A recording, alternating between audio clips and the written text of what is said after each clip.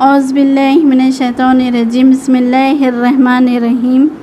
अस्सलामु अलैकुम वरहमतुल्लाहि वबरकातुहू। बच्चों, आज हम उर्दू चमन पार्ट 1 लेवल 4 पढ़ेंगे। चलिए शुरू करते हैं। पेज नंबर है, आज का सबक है अंधा और लंगड़ा। एक था लंगड़ा, एक था अंधा, दोनों कहीं जा रहे थे। रास्ता टूटा फूटा था। एक था लंगड़ा और एक था अंधा, दोनों कहीं पर जा रहे थे। और रास्ता कैसा था बच्चों? टूटा फूटा था। लंगड़े और अंधे को चलने में बहुत दुश्वारी हो रही थी, और लंगड़े और अंधे को चलने में बहुत मुश्किल आ रही थी उस रास्ते पे। लंगड़े ने कहा रास्ता बहुत ख़राब है, और लंगड़े ने अंधे से कहा कि रास्ता बहुत ख़राब है। अंधे ने जवाब दिया सचमुच बहुत ख़राब है, तुम मेरे कंधे पर बैठ जाओ और मुझे रास्ता दिखाओ। अंधे ने जवाब दिया कि सचमुच रास्ता बहुत ख़राब है, और अंधे ने लंगड़े से कहा कि तुम मेरे कंधे पर बैठ जाओ और मुझे रास्ता दिखाओ। लंगड़ा अंधे के कंधों पर चढ़कर बैठ गया और उसे रास्ता बताने लगा। लंगड़े की आँखों का फ़ायदा अंधे को हुआ और अंधे के पैरों का फ़ायदा लंगड़े को हुआ। दोनों ने एक दूसरे की मदद की और आराम से अपने घर पहुंच गए। बच्चों, हमको इस सबक से ये सबक मिलता है कि हम अगर इत्तेहाद यानी आपस में मिलजुल कर एक दूसरे की मदद करें तो हर मुश्किल आसान हो जाएंगी। जैसा कि यहाँ पर अंधे ने लंगड़े ने अंधे को अपनी आँखों का फ़ायदा दिया और अंधे ने लंगड़े को अपने पैरों का फ़ायदा दिया। तो हमको एक दूसरे की मदद करना चाहिए। अंधा और लंगड़ा सवालत के जवाबत है बच्चों। पहला सवाल है, जिस रास्ते पर अंधा और लंगड़ा जा रहे थे वो कैसा था? जवाब में क्या है? रास्ता टूटा फूटा था। दूसरा सवाल क्या है? लंगड़े ने रास्ता देखकर क्या कहा? जवाब क्या है? लंगड़े ने कहा रास्ता बहुत ख़राब है। तीसरा सवाल क्या है? अंधे ने क्या जवाब दिया? जवाब में क्या है? अंधे ने जवाब दिया सचमुच बहुत ख़राब है। चौथा सवाल क्या है? लंगड़े ने अंधे के कंधों पर सवार होकर क्या कहा? जवाब में क्या है? लंगड़ा अंधे के कंधों पर चढ़कर बैठ गया और उसे रास्ता बताने लगा। ये अंधा और लंगड़े के सवालत के जवाबात है बच्चों। आप अपनी नोटबुक में अच्छी हैंडराइटिंग से लिखिए और इसको याद भी कीजिए। फिल इन द ब्लैंक्स है बच्चों।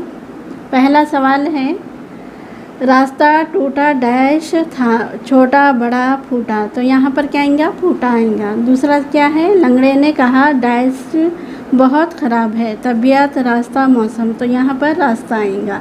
लंगड़े ने कहा रास्ता बहुत ख़राब है। तीसरा क्या है? लंगड़ा अंधे के डैश पर चढ़कर बैठ गया, कंधों पर सर छत।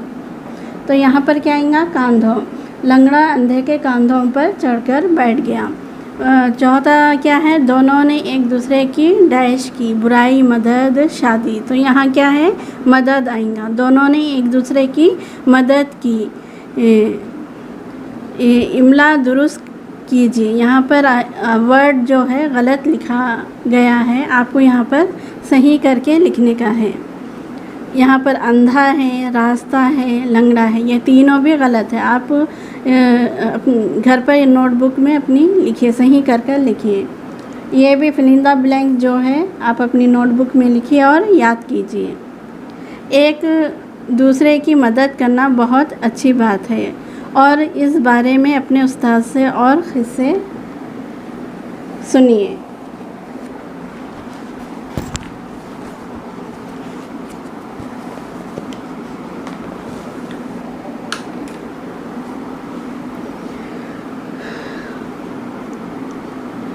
बच्चों, एक हदीस शरीफ है, रसूल सल्लल्लाहु अलैहि वसल्लम ने फरमाया, एक मुसलमान दूसरे मुसलमान का भाई है, बस इस पर जुल्म ना करे और ना जुल्म होने दे।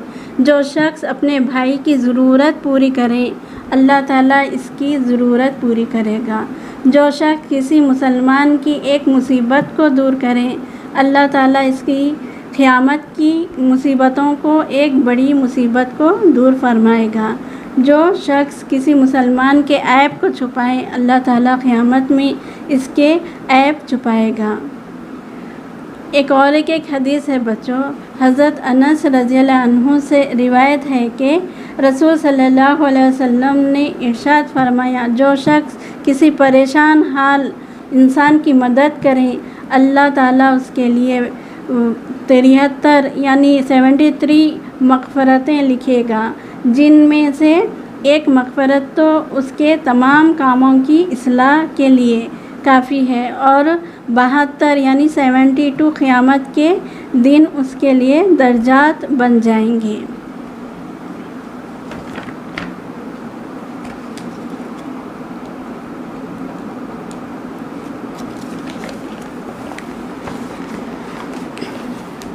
एक और एक हदीस है बच्चों, मुसलमान भाई की मदद करना ख़वा ज़ालिम हो या मज़लूम, यानी मुसलमान भाई की आपस में मदद करना है, चाहे वो ज़ालिम हो या मज़लूम यानी मासूम।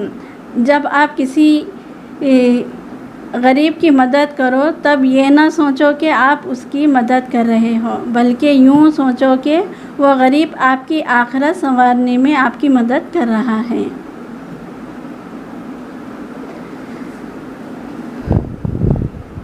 आज का सबक इतना ही। अल्लाह हाफिज़।